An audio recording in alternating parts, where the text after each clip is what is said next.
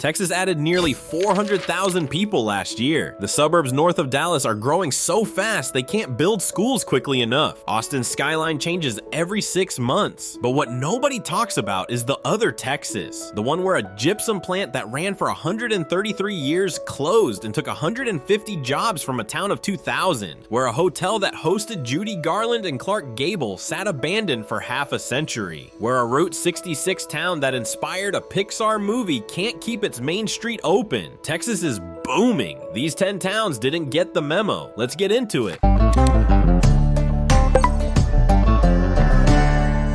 Population about 2,000. Hall County, Texas Panhandle. Named, according to local legend, because of a misaddressed letter meant for Memphis, Tennessee that ended up here, and the postmaster just kept the name. Hall County peaked at nearly 17,000 residents in the 1930s when cotton was king and the gins ran day and night. There were 5 or 6 gins in town alone, and 15 to 20 more within a 40-mile radius. Today there are 2. The cotton economy mechanized, the workers left, and the gins shut down one by one over decades until the town that was built on white gold had almost nothing left to pick. The decline has been generational. Young people leave for Amarillo or Lubbock or Dallas and they don't come back. The median age keeps climbing. The school enrollment keeps dropping. The downtown has the look that every dying Texas Panhandle town shares. A few occupied storefronts between boarded up buildings, a courthouse that anchors a square with more parking than pedestrians, and a water tower that says Memphis in letters visible from the highway, advertising a town to drivers who will never stop. The poverty rate runs between 17 and 26% depending on the source and the year.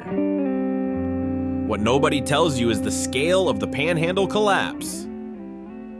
Memphis isn't an outlier, it's the template. Hall County has lost over 80% of its population since the 1930s. The surrounding counties, Childress, Collingsworth, Briscoe, Motley, have followed the same trajectory. The entire region is depopulating as agriculture consolidates into fewer, larger operations that need fewer people. The cotton is still growing. The machines still harvest it. The towns that grew up around the labor of picking it by hand have no reason to exist in their current form. Memphis is still on the map. The question is for how long? The courthouse still anchors the square. The water tower still says Memphis. The post office still delivers mail. But the gins that built this town are rusting. The young people who could rebuild it are gone. And the cotton that still grows in the surrounding fields doesn't need a town to harvest it anymore. A machine does the work that 1,000 people used to do. The machine doesn't need a grocery store, or a school, or a church. Memphis does. And Memphis is running out of all 3. The school district has consolidated. The hospital serves a shrinking patient base. The churches hold services for congregations that get smaller every year as funerals outnumber baptisms.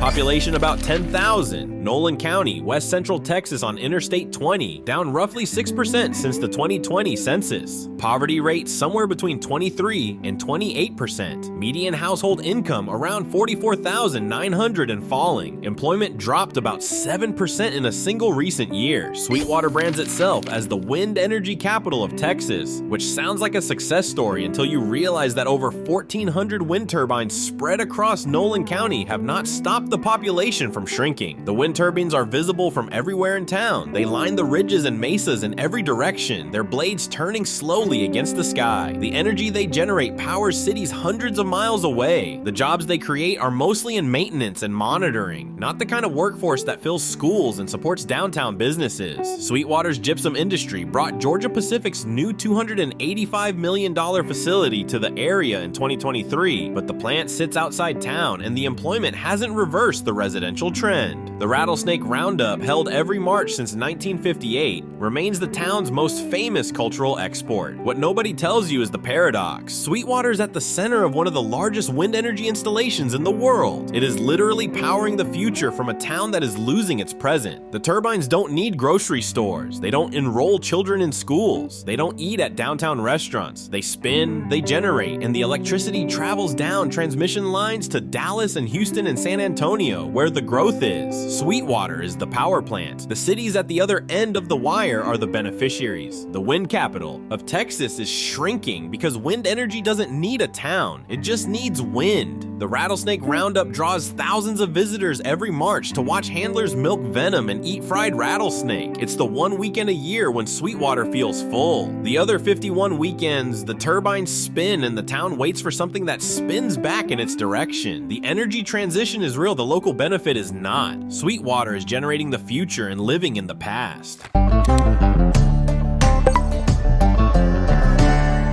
Population about 1,700, Wheeler County, Eastern Texas Panhandle. Once a Route 66 oil and cattle town filled with diners, garages, filling stations, and motels that served the traffic between Chicago and Los Angeles. When Interstate 40 bypassed the city center in the early to mid-1980s, most of those businesses closed or moved. The traffic that had sustained Shamrock for half a century was rerouted to an exit ramp. The diners that needed walk-in customers got drive-by nothing instead. Road Trip USA describes modern Shamrock as a dusty, rusty, old industrial town. The restored 1936 U-Drop Inn and Tower Station, an Art Deco masterpiece that served as the inspiration for Ramon's body shop and Pixar's Cars, is now mainly a visitor center rather than a working cafe. The building is gorgeous. The parking lot is mostly empty. The rest of Main Street tells the same story. Buildings that were built to serve a highway that no longer comes through town. Shamrock still holds an annual St. Patrick's Day celebration that draws visitors, but the celebration is a weekend. The rest of the year is 362 days of quiet. What nobody tells you is what the bypass did to the economics. Route 66 towns were linear economies. The road was the revenue. When the interstate moved the road, it moved the revenue with it. Shamrock didn't lose a factory or a mine. It lost the road. And in a town built entirely around serving travelers, losing the road is losing everything. The U-Drop Inn survived because it was too beautiful to tear down. The businesses on either side of it were not. Pixar turned Shamrock's architecture into a cartoon character. The real town behind the cartoon is still waiting for the traffic to come back. It won't.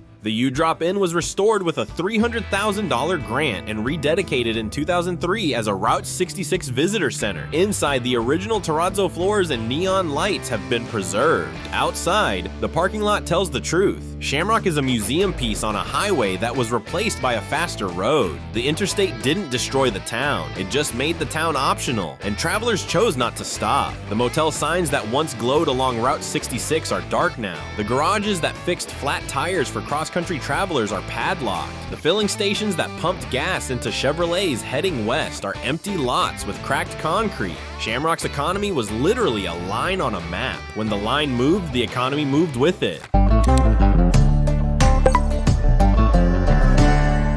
Population about 1,674, Upton County, deep in the Permian Basin, roughly 2 hours south of Midland. The town site was platted to hold 10,000 people during the 1925 oil boom when Humble Oil struck the McCamey Field and Roughnecks flooded the desert. By 1932, Humble had moved its refinery to Midland, and the population started a decline that has never reversed. McCamey has lost over 80% of its intended population. It was built for 10,000, fewer than 1,700 remain. A researcher retracing the history of Texas oil boomtowns describes seemingly abandoned buildings as a common sight in town. The poverty rate sits around 17%. Median household income is roughly $43,200. Employment fell 6.5% in a single year. McCamey rebranded itself as the wind energy capital of Texas, which is a title it shares with Sweetwater, which tells you something about how many Texas towns are competing for the same consolation prize. The wind turbines visible from McCamey's half-empty downtown are generating power for cities that most McCamey residents will never live in. What nobody tells you is the timeline. McCamey went from boomtown to bust town in 7 years. The oil arrived in 1925. The refinery left in 1932. Everything since has been managed decline. 94 years of managed decline. The schools consolidated. The businesses closed. The young people left for Midland or Odessa or anywhere the oil money was still flowing. McCamey is what happens when a town is built for a resource that moves. The oil didn't run out.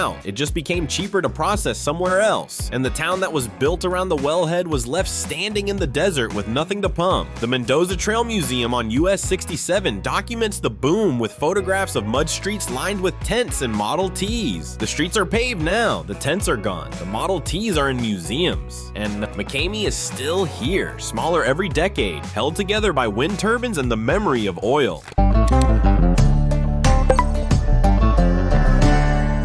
Population about 11,700. Hutchinson County, Texas Panhandle. During the 1926 oil boom, the population briefly swelled to 45,000, and the town earned the nickname Booger Town for its lawless reputation. Today, Borger is down to roughly a third of its 1960 peak of 20,900. Housing vacancy hit 21% at the 2020 census. 1 in 5 homes in Borger is empty. The Phillips 66 refinery still processes over 146,000 barrels per day. The refinery runs. The town around it empties. The adjacent town of Phillips, Texas is the most vivid illustration of what corporate departure looks like. Phillips was a company town built by Phillips Petroleum in the 1920s. When the company restructured after 1980, the homes were physically moved and the buildings leveled. Today, the only remaining structure is the old high school, which the refinery uses for training. An entire town was disassembled and removed. The foundations are still visible from the road. Phillips isn't declining. It no longer exists. Borger is not far behind in trajectory, just slower in execution. What nobody tells you is the painter Thomas Hart Benton visited Borger during the boom and painted Boomtown in 1928, capturing the mud streets, oil derricks, and wooden shacks of a frontier town drunk on crude. The painting hangs in the Memorial Art Gallery in Rochester, New York. It depicts a Borger that was chaotic but alive. The Borger that exists today is orderly and emptying. The derricks are gone. The mud streets are paved. The wooden shacks were replaced by brick buildings that are now boarded up. Benton painted the boom. Nobody has painted the bust. The bust doesn't sell prints. The world's largest fish fry still runs every spring, drawing visitors to eat catfish on folding tables in a park that used to be surrounded by a busy town. The Phillips 66 refinery is the economic heartbeat, but refinery automation means the plant needs fewer workers every year while processing the same volume of crude. Borger is a refinery town where the refinery is slowly outgrowing the need for the town. 21% vacancy, a disappeared neighbor town, and a Benton painting in Rochester that remembers what Borger used to feel like. The town's early history was so violent that the Texas Rangers were sent in to restore order in 1927. Bootleggers, gunfights, and oil money flowing through wooden buildings on unpaved streets. A century later, the streets are paved and empty. The violence is gone, so are most of the people. We just covered a cotton town that lost 80% of its county, a wind energy capital that's still shrinking, a Route 66 town that Pixar immortalized and the interstate killed, and a boomtown whose neighbor was literally disassembled and hauled away, and we're only halfway through. The next 5 include a spa town with an abandoned hotel that haunted a skyline for 50 years, a refinery city the NRDC calls a sacrifice zone, and a health resort town where the hot springs still flow but the people are gone. Keep watching.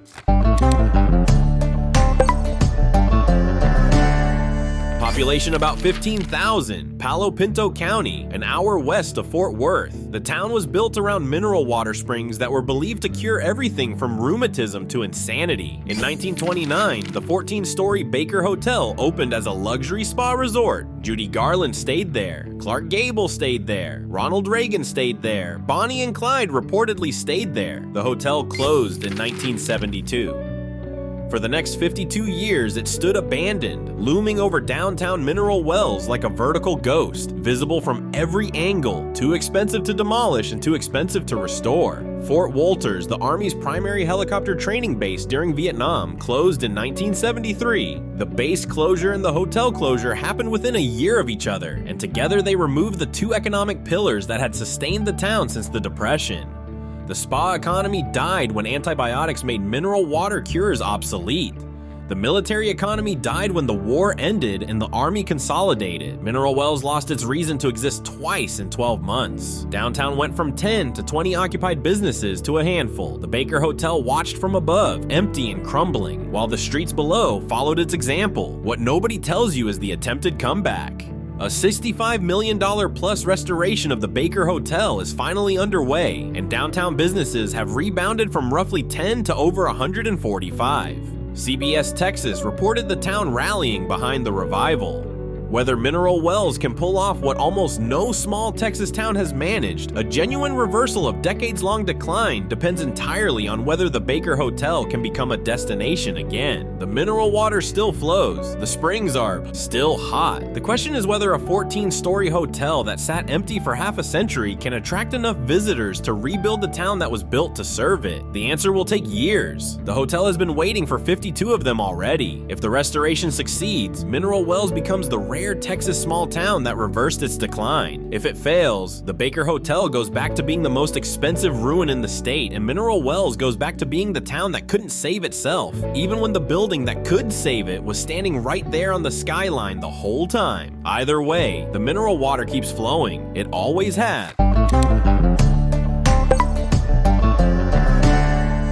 Population about 5,000. Falls County, Central Texas, 25 miles southeast of Waco. Marlin once called itself the hot mineral water city of Texas. The artesian wells pump 147-degree water from deep underground, and in the early 20th century, the town was a nationally known health resort. Major League Baseball teams held spring training here. The Conrad Hilton Hotel operated downtown. Visitors came from across the country to soak in the mineral baths and believed the water could heal them. The healing stopped working on the economy. The resorter ended. Swift's turkey processing plant closed. Marlin Mills, a carpet manufacturer, closed. A dressmaking plant closed. Wallace Business Forms, which employed hundreds, shut down in the mid-2000s. One by one, the employers that had replaced the resort economy left too. The 1929 Hilton Hotel stands as a decaying reminder of the town's glamorous past. Downtown storefronts are vacant or in disrepair. In May 2023, Marlin High School had to postpone graduation after a superintendent's audit found that only 5 of 33 seniors in the traditional program were actually eligible to graduate.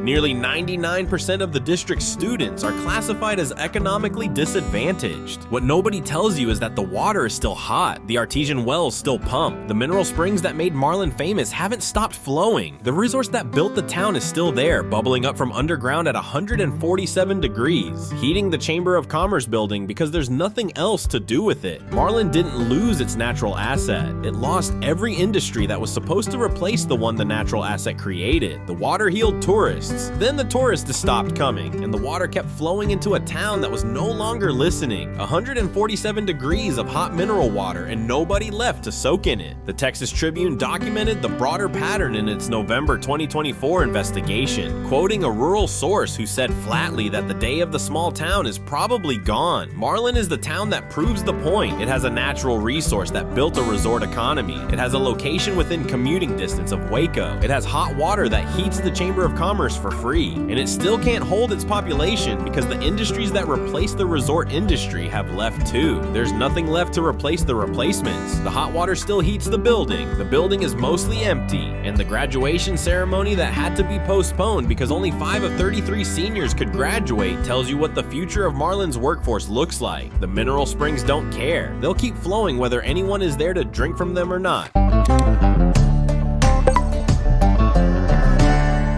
Population projected around 21,000 to 22,600. Howard County. Interstate 20 between Midland and Abilene. The 2020 census recorded 26,144. The decline since then runs roughly 15 to 19% depending on the source, making Big Spring one of the fastest shrinking cities of its size in Texas. The town peaked at about 31,230 in 1960 when Webb Air Force Base was the anchor employer and the oil economy was booming. Webb was deactivated in 87. The boom ended. The base became an industrial park. The old US 87 route through downtown was bypassed by the current highway alignment, pulling commercial traffic away from the city center.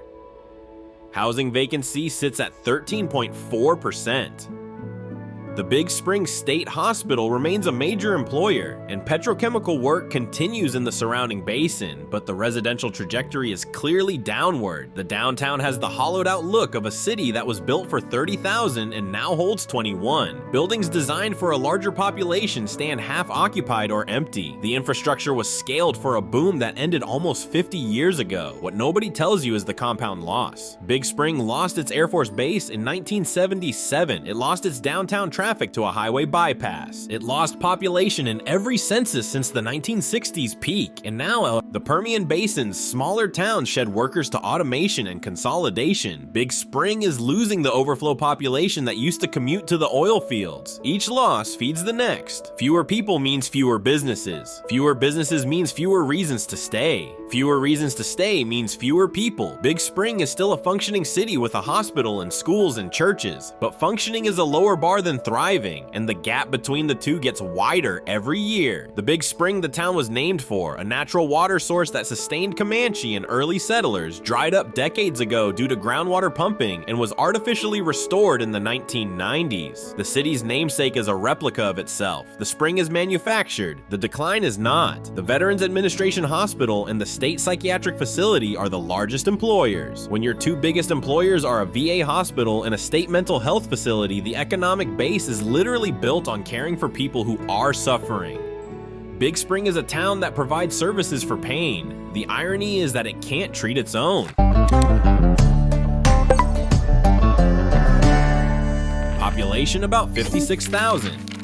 Jefferson County, Southeast Texas on the Gulf Coast, home to the Motiva Refinery, the largest in North America, processing over 600,000 barrels per day. The city has lost more than 20% of its population since the 1960s. Poverty sits around 27%, double the state average. The west side of town earns roughly half what the average Texan makes. The NRDC has called Port Arthur an American sacrifice zone. The Environmental Integrity Project described it as the end of the line for an economic myth. The myth is that refineries create prosperity for the communities that host them. Port Arthur hosts billions of dollars in petrochemical infrastructure. The products refined here fuel the American economy. The profits flow to corporate headquarters in Houston, San Antonio, and The Hague. What stays in Port Arthur is the pollution, the industrial noise, the flaring, and the cancer risk. Reporters describe increasingly abandoned buildings and empty lots. The Carver Terrace neighborhood has been described as so far gone, so forsaken, that residents had all but given up. On March 23, 2026, a Valero refinery explosion triggered a shelter-in-place order for the surrounding area. What nobody tells you is the irony. Port Arthur produces more refined petroleum products than almost anywhere in the Western Hemisphere. The fuel that powers America's trucks, planes, and SUVs is made here,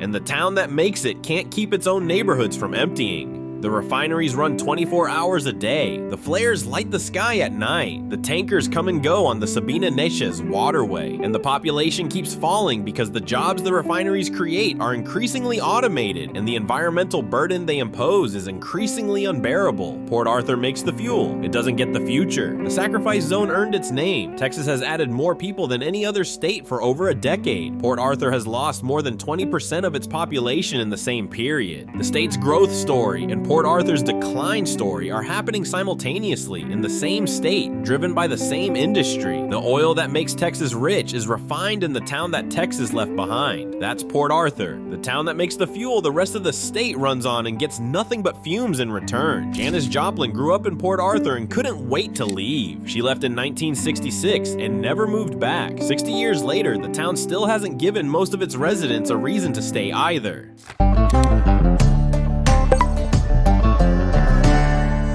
Population about 2,128, Hardeman County, North Texas, just south of the Oklahoma border, named for Quanah Parker, the last chief of the Comanche, who was himself named for the town of Quanah. The town peaked at 4,589 residents in 1950. It has lost roughly 54% of its population since then, down nearly 7% just since the 2020 census. The median age is 47.3, which tells you exactly who's leaving and who's staying. The young leave, the old remain. The median age climbs. The headline event happened in March 2023. The Georgia Pacific Gypsum Plant, which had processed gypsum near Quanah since 1890, 133 years, closed permanently. About 150 jobs were eliminated. Production was moved to a new $285 million facility near Sweetwater and to Fletcher, Oklahoma. Councilman Shane Lance told a local news station that by losing 150 jobs, they would be taking 100 steps back. The 24-bed Hardeman County Memorial Hospital filed Chapter 9 bankruptcy after years of financial losses. Quanah once had 3 railroads, the Quanah, Acme, and Pacific shut down in 1981. The nearby company town of Acme has about 14 people left. What nobody tells you is the math. 150 jobs in a city of 2,000. That's roughly 1 job lost for every 13 residents. In a major city, 150 layoffs barely make the news. In Quanah, it's the difference between a town that functions and a town that doesn't. The hospital went bankrupt. The railroads are gone. The gypsum plant that operated for 133 years chose to build a new facility somewhere else rather than keep the old one running. Quanah Parker's name is on the city limit sign of a town that is running out of people to read it. Texas added 400,000 residents last year. Quanah lost 7%. The boom state has a town named after a Comanche chief that is quietly becoming a ghost. That's number 1. That's Quanah. Georgia Pacific chose to build a brand new $285 million